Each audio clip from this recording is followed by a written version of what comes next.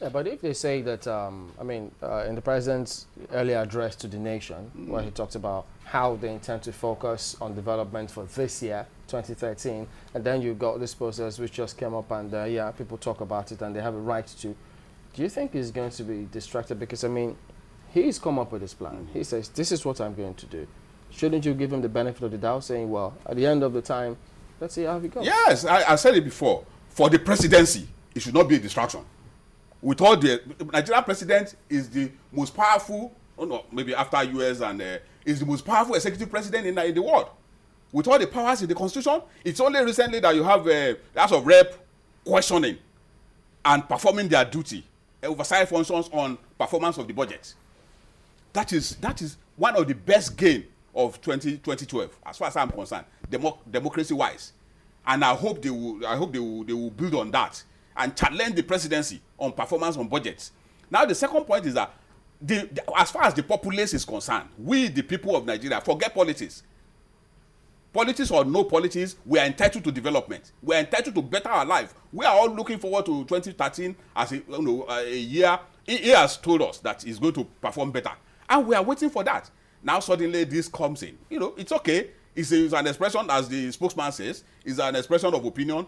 When those who are opposed to that opinion express their own, they should not be, security men should not be sent after them. No, I don't think, let's clarify this. Perhaps you are in the opposition. Has any security agent harassed anyone who's pasted any poster concerning an election? Happened, yes. It has not happened yet. So we are warning ahead. We are warning ahead because I'm sure there are people who are going to oppose those posters. So long as they go with the same kind of posters, again, not of course within the law, not through other means. But if we look at it, you said we should also be looking at issues now leading up to 2015, and you talked about roads and some other infrastructure that you would love to see as an opposition government. Well, so far so good. Coming from last year, 2012, what stands out for you for this particular government as an opposition? At the national level? Yes. As far as I'm concerned, as far as the opposition is concerned, we have not seen any. Rather, it is one crisis over the other. One crisis. Anti-corruption war. Is it moving? No, it's common knowledge all over the world. I can say, anti-corruption war is backpedaling. It is totally not there. How can some people be convicted? Multinational officials, they came to Nigeria, they bribed Nigerians and got the contract. They go back to their country and they are convicted over there. All the facts are there, and those they gave the bribe in Nigeria are not. They are not in prison. Is it any different from what we see in some other states? For instance, a state like maybe Lagos State, because we've also read in the papers some issues concerning the Speaker of Lagos State House of Assembly. Isn't it the same thing, the same of the same? No. I don't agree with you. The Speaker of the matter is in court. And until the court decides, we are not, we could go either way. The two parties, they have the opportunity of proving themselves. The prosecution and the accused person. They have competent lawyers who are presenting their cases before the court. Now, for the national level, but the thing is, people are saying that what usually happens is that the opposition will point to the national level because they're not there yet. But in their own domain, they're not showing anything that they would do differently. For instance, the Speaker of the Lagos State House of Assembly, host of people have said, why wouldn't he just step aside until his innocence has been proven and then he can resume again? Which will show a higher standard of doing things. What do you have to say to that? Yes, that is a matter of personal conviction. If no law says he should step aside, you understand that. If it's a provision of the law, I'm sure he will not disobey the law. And if he has the confidence of the assembly members to continue, because they have the right to elect their speaker, and you cannot take that right away from them, not on moral grounds. You cannot take it away from them. If he still has the overriding confidence of the members of the assembly to continue as their speaker, so be it. So it boils down to individualism. What about the party? What role does the party have to play in things like that? The party, the ACN, it's one and the same. The government and the party, they are one and the same. And if the party asks the members of the assembly you still have confidence in your speaker? And they say yes. So what else do they do? The party cannot intervene. I'm sure the press will oppose that if the party intervene in government like that. If the party calls all the assembly members together and say, oh, go and remove your speaker, that would be an interference? That would be an undue interference most likely in governance. Might be an extreme and I'm case, sure but if the media will not want. That would be an issue for media front page. You know, that is one instance. You said the party calls the people to say, hey, why don't you remove your speaker or impeach him? That's what you're most likely looking at. But what if the party calls the speaker and says, why don't you just step aside, in the meantime, until your innocence is proved, as an example of what we will do if we get, if we are given more offices, or this is the standard we hope to uphold as an alternative to what obtains currently. No. I told you before that it's a matter of personal conviction. If you are not personally convinced, the speaker could believe that he did not commit the offense. If you did not commit the offense, and you believe strongly that you can prove yourself in court until the court decides.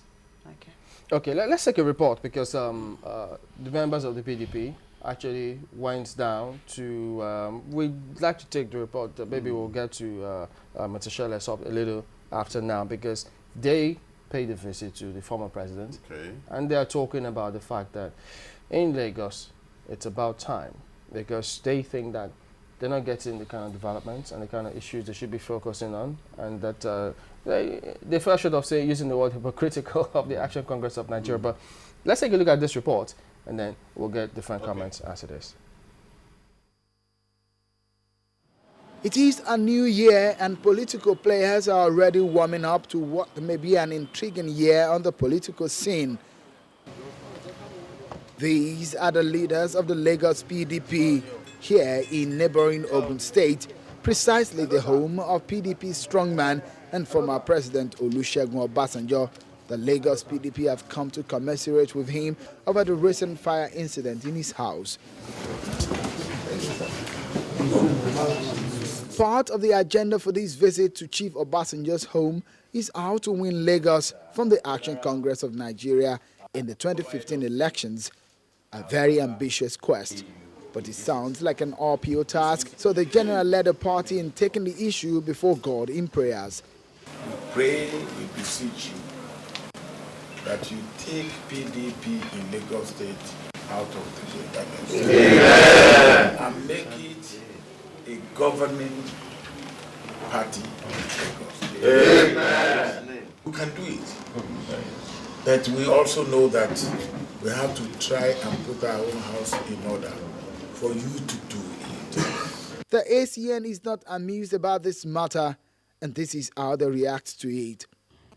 In 2007, actually, General Obasanjo moved his seat from Abuja to Lagos to oversee in court the capturing of Lagos, and he was a sitting president, and he failed woefully.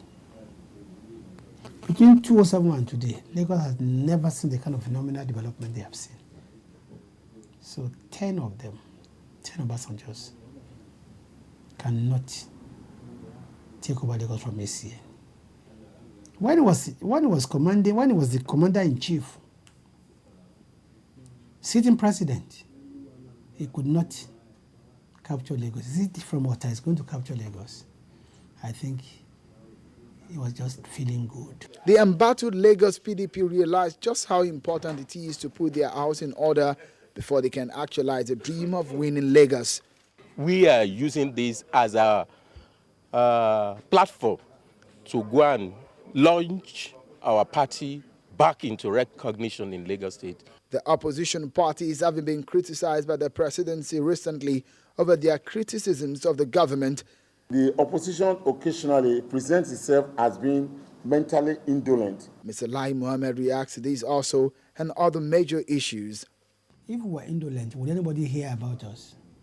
I think it's precisely because we are not indolent that we become a thorn in their flesh. He should concentrate on security, job creation, infrastructure development, and fighting corruption. Rather than this is amorphous transformation agenda. Good year, that's what 2013 promises to be. but definitely the political scene is one to watch out for, especially the relationship between the ruling PDP and the opposition parties. Sheung Okimbaloye, reporting for Channels Television News. Interesting. Is the ACN being cocky about this? Not at all. Not at all. That's just a drama, as far as we are concerned. It's just a drama. The ACN in Lagos and the government of Babatunde Fashola deals with the people, infrastructure, roads, and all that you need to make life better for the people. Going to, they should even go to Abuja. They need to go to the presidency itself, because as the National Publicity Secretary of ACN says, 20 people, 20 of Obasanjo cannot, we deal with the people. Obasanjo should come to Lagos and tell Lagosians that they want to take over. I think what comes out of that meeting, what is instructive to them is that they should put their house in order.